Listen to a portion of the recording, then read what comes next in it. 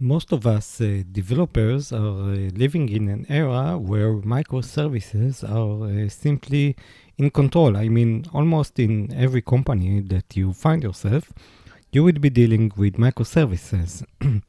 And even if not, even if you have a monolith, you will surely have some kind of a database and maybe also some kind of a cache. Now, imagine that you have a spike in the latency and you want to know what really happened. First, it's great that you have noticed that you have a spike, and it's best to notice it, of course, as early as possible, and we'll discuss how to reach that state extensively. But once you have the spike, what you actually want to achieve is a way to detect what happened. Now, even if you are having only a cache, a database server, and your backend service, this means that you need to know, was there a cache miss? Yes or not? What was the latency of the cache? Was it high? If the latency of the cache was high, maybe only my server perceived the high latency. If there was not even a call to the cache, what was the latency of the database? If there was a latency of the database, maybe it was fast and only my client perceived a high latency. And not to mention that if you're looking only at the average, then this might be the P99.99. So in one 10,000 requests, you might have only one request, which is slow and causing all these troubles. So this might mean that you should also monitor this P99.9 of the request. Because when we focus on the high percentile of the latency, the P99 and P99.9, then because they might have a multiplier effect across all the other services, and an increase in the latency of some service deep in the chain can affect the whole chain externally. So when you have a large system, you don't want, with many requests, you don't want only to focus on the requests on the average or even on the P90. You want to see also the average and the P90. But you also want to have a look on the P99 and P99.9 and maybe even P99.99. So the bottom line is this. We have design patterns from the beginning of 4. We have many patterns for how to write code. We have the book Clean Code, and we have many resources that deal with many aspects of programming. But it looks like when we reach the topic of latency, instrumentation, visibility, and logging, it's not that clear. Some developers can write logging, which is like free text, non-structured. Some might prefer structured. There are developers that say we don't need no logging, simply because the metrics should be enough. And there are developers that saying, yes, we should have logging and we should have both debug and info and warn also in production. And some other developers would say, we don't want to print debug and info. It's very clear that on this topic, the community of developers and especially of backend developer didn't really reach an agreement. So what I would like to do here is I'm not going to present the total agreement of whole developers because there is none such, okay?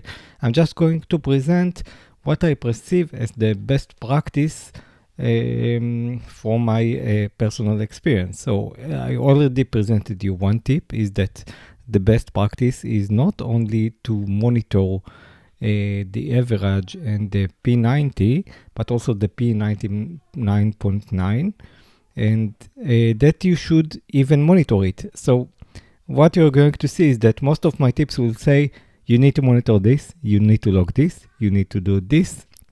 And also I would say, what's the best way to do this? But once you want to monitor it and to have the monitoring for it, you need to invest time. So the next step is that all this requires a lot of time, especially if you're a small company or a small startup. You need to invest this time. You can find libraries which would assist you with that. You want to find actually libraries which would automate as much as possible. It's best to find such libraries that would help you with metrics, with the logging, and also automatic as possible. But my suggestion here is that even if you don't find such a library, and then use something like the basic Coda-Hail library, then just monitor, just log, okay? Even if it mixes your business logic with monitoring, you need to have this monitoring. This is critical. You need to have this monitoring, you need to have these metrics, you need to have this logging, log and monitor as much as possible. This is my personal view, others won't agree with it. Because, as I said, even with a very simple architecture, we already have many places which could cause the error. A simple cache database and the server can have, when you have the problem, it can be difficult to trace down the problem, and you don't want to spend this time. It's like you write code as best as possible for the readers. Again here, you write the monitoring and the metrics as best as possible for the specific time that you would need to read these metrics. This is your thought. It's not about how hard it is to write the code. It's about how easy it's going to be to troubleshoot the problems. Another thing that you want to focus on is whenever in your code you have a success or fail possibilities, you want to log this and to monitor this. You want to see a graph on it. If you accessing a different server, you can have success or fail, log it, monitor it. You need to have a graph for this, okay? And this is like a combinatoric explosion because you are accessing a system and the system accesses another system. All these systems need to log this. You want to have some kind of an overall picture of what is going on, and then you want to be able to drill into the specific metrics. And you want to use libraries which would help you. And if you have a specific division in the company that can help you create this infrastructure, then you want to have this division to create this infrastructure. And you want to have also a trace ID. So you want to log your stuff. Let's say it's an unstructured log. And you want to be able to trace that across the system. So if you have a request that went to the cache, went to the database, went to other servers, you want to have some kind of a trace ID so that you will be able to trace it across the systems. If you don't have it, it's not super critical. You should try to have it, and there are ready-made libraries which have it. In addition, another very important metric that you want to log is simply the error rates that you have in your servers. And you want to find if there is an anomaly that you see there, and once you see it, you want to see it, you want to view it on a regular basis and have the alerts on some kind of a higher level error rate. Once you have it, you want to have enough metrics so that you can drill in. And you don't need to print a graph of all of these metrics. You only need to log them. Only once you have the problem, you might want to ad hoc print a graph. The important thing is that you want to log this data. You want this data to be available for you in order to understand the system. And all this consumes time. You should take this time into account, okay? And you should try to use, as we said, some ready-made libraries that does it. Another best practice that I would recommend you is that you can log your unstructured application log. This is where you do all the log info, log debug, log warn. This is pretty much okay. This is unstructured, but you might want to have another log. The additional log is log which only meters like operational metrics for your application. And in this operational, you don't want to have an unstructured log. You want to have a structured one. There are libraries, but you should conceptually know that in this specific log of the operational mode of your service, you want to have a structured log and you want to have it per request, okay, or per transaction that you are doing. You should have aggregate the internal timers and internal counters that you have, and then in a single transaction, print into logs. And this gives you a very good view into each request. What happened in this request? So in addition to all the separate logging that you have, you would also have for the specific request or for the specific transaction, you would have all the metrics and all the monitoring that you needed, and you can see them holistically. So we said that the pattern is that we have two kinds of logs. One is the application log and another the operational log. The application log is usually the debug data, unstructured, the developers that print, and the operational log is an operational log that monitors how much time did it take for this method to execute. Did I get a successful status from the other service that I called? Did I get an error? And you want them all to be printed per the transaction. So when you need to troubleshoot, when you have a failure in a request, you have a single point to look at, especially if it's dealing with latency, etc. You have a single point to look at and you have all the picture around it. You can afford it for yourself.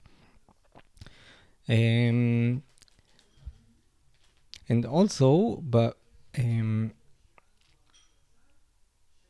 also, what you would want to consider is when you get a request into your servers, in many cases, what do you do? What you do in general, and what most applications do in general, is that first they validate the request, and then they begin manipulating it. Okay, they receive the request, and then they begin to manipulate, to structure it, and they then do some calculation or operation called other services, and then they return a response. What you want to have in hands is the actual request. Okay, you want to log the request before all the manipulations that you did to it. This would give you two benefits. First, in case of a failure, you know exactly what your server received. You won't see an intermediate value. Okay, you know exactly what you received. Second, you could take this request and reproduce it. So if you didn't have enough logs, you can practically reproduce the request. Okay, there is no other input that you can reproduce for it. So this is a great best practice. Log the request, and I would say also log the response as a whole. Okay, these are maybe the two main most important things you should log in your application log. The total request and the total response. So once you start adopting these techniques, your logs would grow. So you need to make sure that your service withstands the log. And also mentally, you need to be strong and insist on logging all these things. You need to remember that you are responsible for the service. Is responsible for the service, you want to have all the information that you need in production. Okay? You won't compromise on this. If you need larger disks, you need larger disks. If you need faster disk, you need faster disk. Okay, so of course, if it's not possible, then maybe you need to log all the logging into the network, and maybe if you don't have enough disk space, then consider simply moving some of these operational logs, okay, move some of these application logs, these unstructured logs, into metrics. Because once you move from strings that you log into numbers, your logs are much more compact, okay, and you don't really need all these strings. If you have like the timing and which method was called in an operational log, you can reduce the other logs, because if in the other logs you printed, I go to this method, now I left this method, and you need you use these 2 time spans in order to calculate how much time it took, then a simple the metric of method, how much time, structured, would consume less space.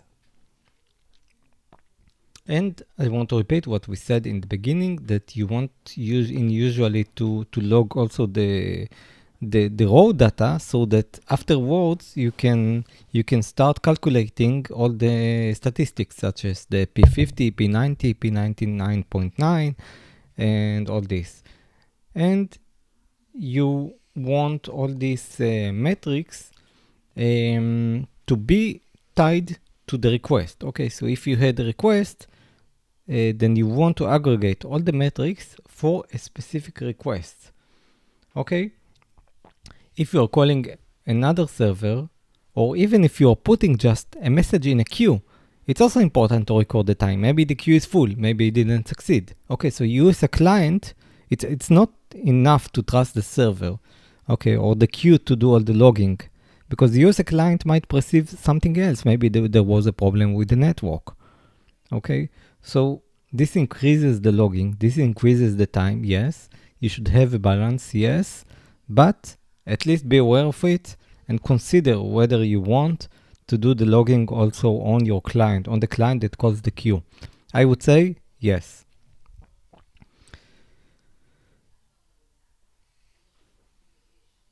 In addition, when you have errors in your server, so you might log the exceptions. So this is both good and bad. It's good that you see the exceptions in your logs. It's great, but this might bomb your logs with exceptions. So you want to throttle it. If your logs start to explode when you have an error, this will only make the error more severe.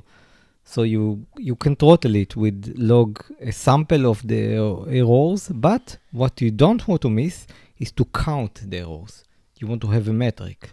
So this goes back to the thing that we said, that once we count and we use metrics, we are much more efficient. Not only we are efficient, when we read the metric, we are much more efficient. It's much more simpler to see a graph or read the counter of how many errors we had than reading a log file and counting on the errors in the log with grep and wc-l or whatever you use.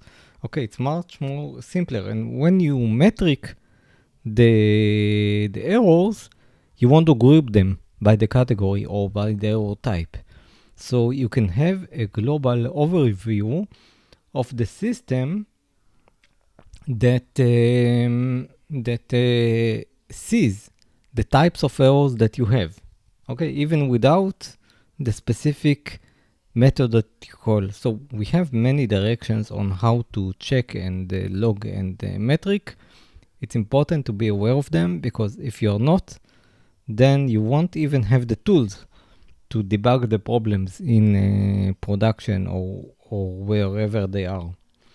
You want to log the business logic, you want to log the actual request, you want to log the actual response, you want to log the time. I know it sounds like you want to log everything, but really you want to log the important points. You want to log mainly to focus on the integration points. When you are calling another server, you want to know how much time it took on the server side, on the client side, especially on the integration points. And then after you do all this logging, you want to make sure that your servers behave well when you have too much logging. Okay, so if you have too much logging, then you want to make sure you're fast. So in order to make sure you're fast, you might want to compact your logs when you write them and not let the tool do the compaction. Because if you write the raw data into disk and then you have some tool that comes every 5 minutes or every 1 hour and compacts the logs and then sends them to the server, do you know what will happen? What will happen is that every 1 hour you will have a spike on the disk, and you don't want to have this, because every 1 hour they would wake up the tool, compact the logs and send. every 1 hour, now you have a spike. And we don't want to have this. Instead, we can consider to write already compacted logs continuously.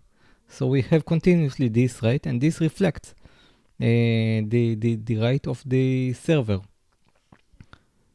In addition, I want to stress it out again that you can save many of the loggings. You can reduce the amount of applications log that you have by moving them into metrics. Okay, metrics in many times are much more compact. You have them one per request. It's structured and it's much better. Okay, so when you have logs, consider whenever you write a log line, consider whether it's more suitable to have a metric here. And when you log either a log or a metric, consider which are the MDC, the context params that you want to print continuously, maybe the thread ID, so that you can correlate, or trace ID, so that you can correlate all these logs. If you see that you have an exception to print, be very careful about it, because as you said, once you have an error, and this can happen once every 6 months, that you have the error and it would like bomb the logs with the exception.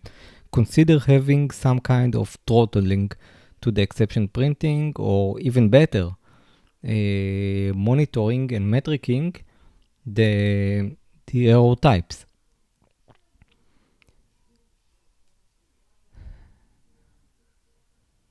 And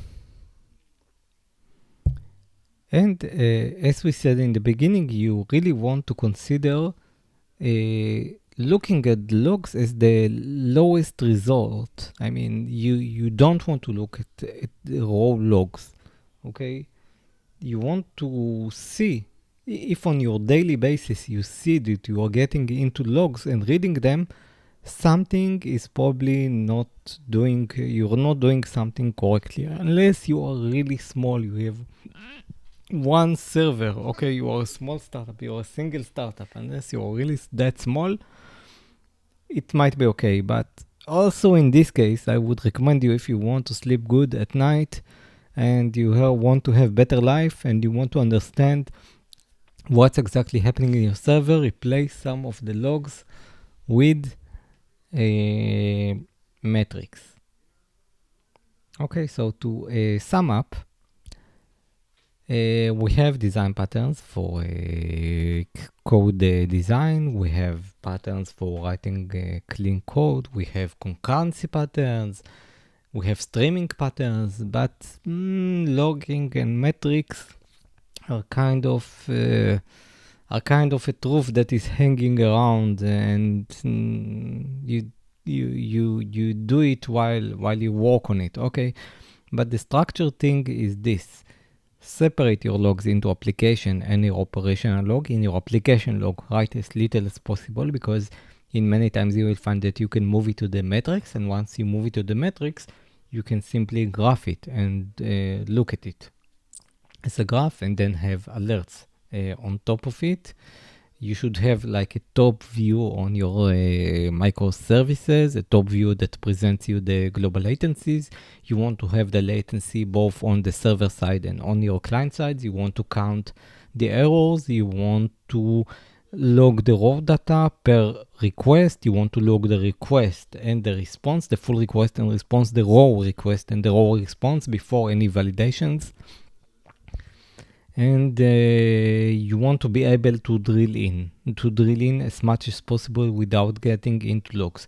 If you find yourself getting into logs, then I would recommend you to learn the command line. Again, it's basic. You don't have a command line superboy, okay? You only need to know basic AWK, very basic, the most basic. How to print single column, how to replace raw data, how to count lines. That's about it. How to grep, and that's about it.